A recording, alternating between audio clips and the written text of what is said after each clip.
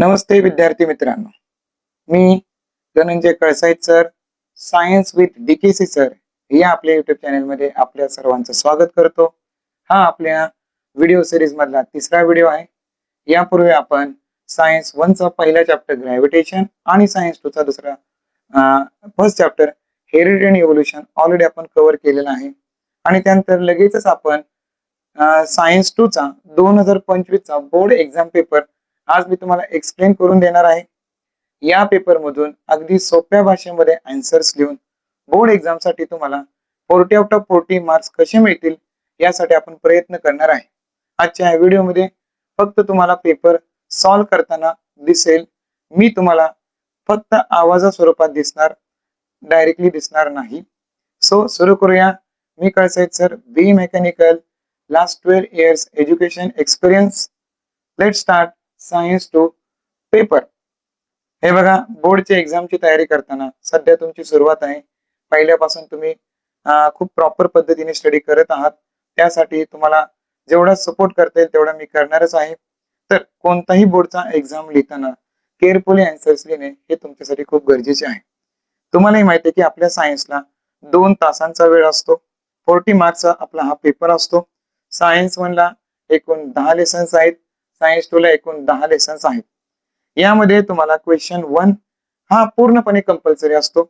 MCQ questions आणि त्यासोबतच question 1 चा बी टाइप जो असतो त्याच्यामध्ये ऑड मॅन आउट असतात, मॅच द पेअर्स असतात. हा क्वेश्चन कंपल्सरी आहे. पण क्वेश्चन सेकंड पासून तुम्हाला ऑर चे क्वेश्चन मिळायला लागतात.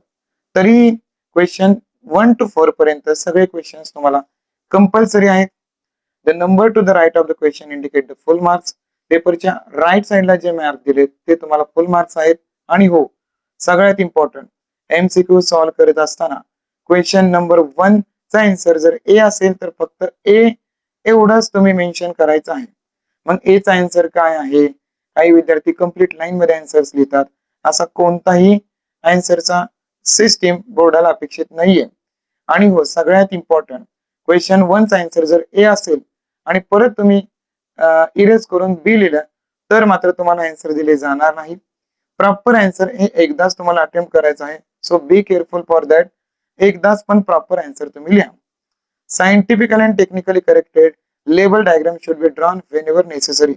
आपल्या सायन्स 2 मध्ये डायग्रामला खूप महत्व आहे. जिथे जिथे तुम्हाला गरज पडेल त्या ठिकाणी तुम्ही लेबल डायग्राम ड्रॉ करा. एखाद्या पॉइंट कमी आला तर तुमची डायग्राम तुमचा मार्क नक्की भरून काढेल. जेवढे मार्क्स असतील त्याच्या दुप्पट पॉइंट लिहिण्याची सवय तुम्ही लावा. Each new question should be started on new page. प्रत्येक क्वेश्चन हा नवीन पेज वरती स्टार्ट करा. क्वेश्चन 1 नंतर क्वेश्चन 2 राईट करायचा असेल तर तो न्यू पेज वरती स्टार्ट करणं गरजेचं आहे. चला, आपण जास्त वेळ वाया न घालवता सुरुवात करूया. आपला सायन्स 2 चा 2025 चा पेपर. याच्यामध्ये first question, choose the correct option and write the correct alternative. इथे क्वेश्चन काय आलाय बघा. A molecule of glucose is completely oxidized in aerobic respiration and molecule of H2O and dash are produced along with energy. तर ग्लुकोजचा molecule ज्यावेळी complete oxidise होतो त्यावेळी H2O सोबत कोणता मॉलिक्यूल तयार होतो, असा क्वेश्चन आहे. याचं प्रॉपर आन्सर आहे मित्रांनो CO2. कोणता आन्सर आहे? CO2 हे तुमचं प्रॉपर आन्सर आहे. हे बघा, मी तुम्हाला कलर कॉम्बिनेशन मध्ये रेड कलरचा पेन यूज करतोय जेणेकरून व्हिडिओ मध्ये प्रॉपरली दिसावं. CO2 का? तर you know very well that in aerobic respiration glucose molecule C6H12O6 it react with oxygen and it release the molecule of H2O and CO2. एवढं तुम्ही याच्यामध्ये आन्सर मेन्शन करायचं आहे. बोर्ड मध्ये आन्सर लिहिताना क्वेश्चन 1 चा याच्यामध्ये ए पॉइंट चालू आहे, त्यातील फर्स्टचा ऑप्शन ए एवढंच आन्सर बोर्डला अपेक्षित आहे. त्याच्या पुढे CO2 लिहिण्याची गरज नाही. Okay. Second question, vinegar content dash acid. Vinegar कोणतं ऍसिड कंटेन करतं मित्रांनो? याचे आन्सर ऑप्शन ए आहे. मग तुम्ही याचा आन्सर लिहायचं. क्वेश्चन 2 चा ऍसिटिक ऍसिड. लक्षात ठेवा, ऍसिटिक हा वर्ड फक्त अंडरस्टँड साठी लिहिलेला आहे. तुम्हाला ज्यावेळी आन्सर लिहायचं त्यावेळी 2 चा ऑप्शन ए एवढंच आन्सर तुमच्यासाठी सफिशियंट आहे. You know that vinegar contain 4% of acidic acid. So याचा आन्सर मात्र ऍसिडिक ऍसिड हेच असणार आहे. So let start. आपण थर्ड नंबरचा एमसीक्यू घेऊया. Any nucleotides of the genes suddenly changes its position that causes minor changes which is nothing but dash. त्याला काय म्हणायचं? कोणताही न्यूक्लियोटाइड ज्यावेळी अचानकली चेंजेस करतो, मायनरी बदल करतो, याला म्हणायचं म्युटेशन. याचं प्रॉपर आन्सर म्युटेशन हे आहे. अचानक होणाऱ्या बदलाला म्युटेशन म्हणायचं. So you have to write the third answer option B. बघा, आपल्या सायन्स 2च्या पहिल्या लेसन मध्ये ज्यावेळी आपण हेरिडिटी बद्दल डिस्कशन करतो त्यावेळी अगदी सेकंड पेज वरती तुम्हाला म्युटेशनची डेफिनेशन दिलेली आहे. अचानक होणाऱ्या बदलाला आपण म्युटेशन म्हणायचं. मराठीमध्ये ज्याला आपण उत्परिवर्तन असं म्हणतो. लक्षात घ्या, इथं फोर्थ एमसीक्यू आलाय. In human sperm production occurs in the dash organ. Sperm कोणत्या ऑर्गन मध्ये तयार होतो? इथं मेन ऑर्गन जो आहे, primary male organs in human male reproductive system is spermatogenesis and it forming a testis. Okay, so इथे important organ आहे testis. ह्याचा आन्सर तुमचा येणार आहे टेस्टिस. पण राईट करताना तुम्ही लिहायचं क्वेश्चन 4चा ऑप्शन सी. एवढंच आन्सर इथं लिहिणं गरजेचं आहे. देन हे बघा 5 नंबर एमसीक्यू आलाय. Solar photovoltaic cell convert solar radiation energy directly into dash energy. Solar photovoltaic cell कशासाठी वापरतात तुम्हाला माहिती आहे की सोलर पॅनेल जे आहेत त्यांचा यूज करून आपण फोटोवोल्टिक इफेक्ट जर अप्लाय केला तर त्यांच्यापासून इलेक्ट्रॉन फ्लो होणारी एनर्जी तयार होते, म्हणजेच इलेक्ट्रिकल एनर्जी तयार होते. सो ऑप्शन याचा डी येणार आहे, म्हणून 5 नंबर ऑप्शन डी. एवढंच आन्सर इथं सफिशियंट आहे. हा होता तुमचा क्वेश्चन 1चा ए पार्ट. 5 मार्क्सला एमसीक्यू येतात. इथे कुठल्याही प्रकारची घाई करायची नाहीये. सुरुवातीला आन्सर कन्फर्म जोपर्यंत वाटत नाहीये तोपर्यंत तुम्ही पेन्सिलने मेन्शन करू शकता. बोर्डला कुठल्याही प्रकारे तुम्ही इरेज करणे, परत परत लिहिणे असे प्रकार शक्यतो टाळा. ज्या विद्यार्थ्यांना आउट ऑफ मार्क्स मिळणार आहेत त्यांनी अगदी केअरफुली आन्सर लिहिण्याची सवय लावावी. क्वेश्चन बी जो आलाय, answer the following, find the odd man out. चुकीचा शब्द याच्यातून बाहेर काढायचा आहे. तर कोणता शब्द आहे हे बघा. पहिला आहे फ्रॅगमेंटेशन, दुसरा आहे रिजनरेशन, तिसरा आहे बडिंग आणि चौथा आहे fertilisation. You know very well that reproduction classified into 2 types, asexual and sexual. In that fragmentation, regeneration, budding हे तिन्ही टाइप जे आहेत हे असेक्शुअल रिप्रोडक्शन चे टाइप आहेत. And fertilisation it is the type of sexual reproduction. So here is a odd man out is a sexual reproduction. Fertilisation इथे वेगळा शब्द कोणता आहे तर फर्टिलायझेशन. हे बघा इथं सेकंड क्वेश्चन आलाय. डायबिटीस हा इन्सुलिनच्या अभावी होतो. इट मीन्स दॅट तुम्हाला माहिती आहे की डायबिटीस साठी इन्सुलिनची गरज खूप मोठ्या प्रमाणात आपल्या बॉडीला असते. तर एखाद्याला कॅन्सर झाला असेल तर काय केलं पाहिजे?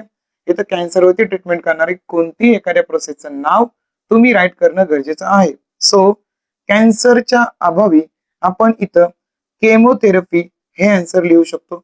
लक्षात घ्या, काही ठिकाणी पेशंटसाठी केमोथेरपी केली जाते किंवा काही ठिकाणी रेडिओथेरपी पण केली जाते.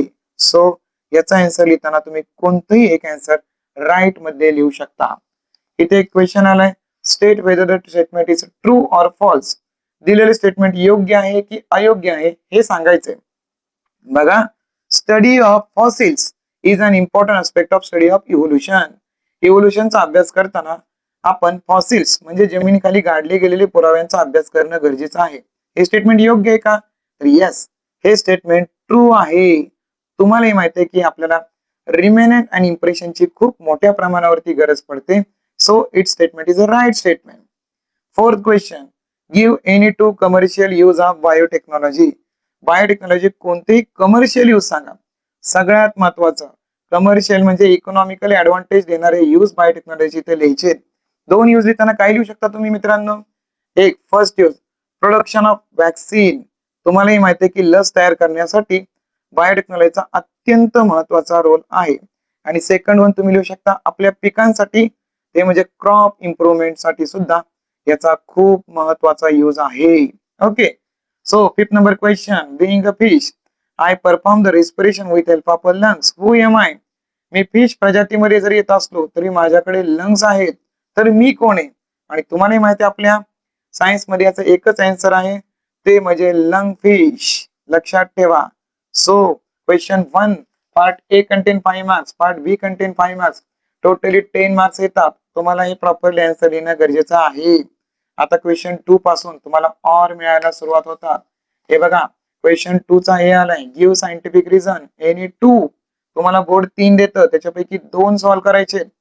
कोणतेही 2 सॉल्व्ह करताना याच्यामध्ये फर्स्ट क्वेश्चन आलाय, some time higher plant and animal to perform the anaerobic respiration.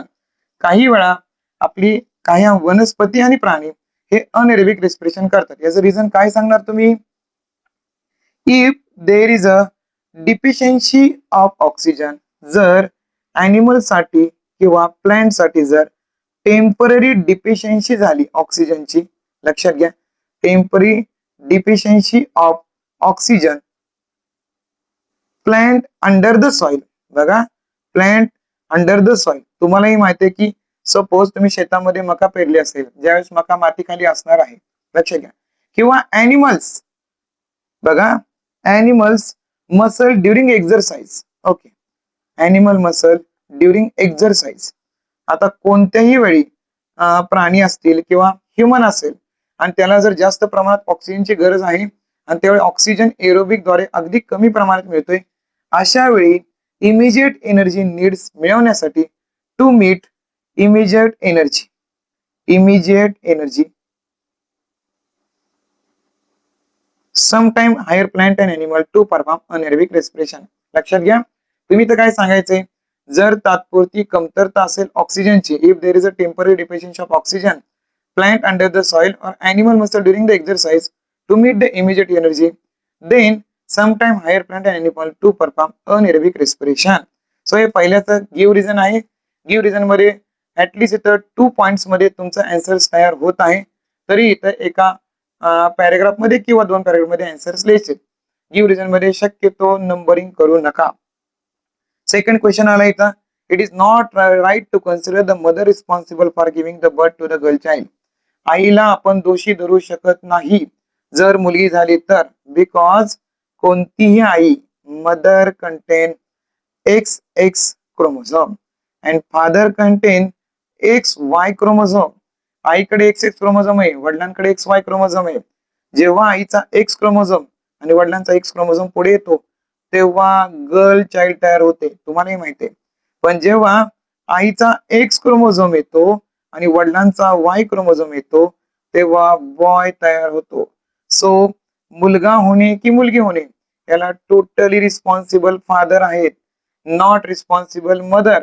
So it is not right to consider the mother responsible for giving birth to the girl child. म्हणून आईला responsible पकडणं हे चुकीचं आहे. Okay, the energy, third question घेतोय मी, third scientific reason, the energy generated from the nuclear fuels is not environment friendly. Nuclear पदार्थांपासून मिळणारी एनर्जी ही एन्व्हायरमेंट फ्रेंडली नाहीये. का बरं असं आहे? You know very well that even nuclear fuels they perform the radio waste. त्यांच्यामुळे तयार होतात रेडिओ वेस्ट. लक्षात घ्या, न्यूक्लिअर फ्युएलचा जर तुम्ही वापर केला तर तुम्हाला माहिती आहे न्यूक्लिअर प्लांट मध्ये खूप मोठ्या प्रमाणात मेजर ऍक्सिडेंट होतात. लक्षात घ्या,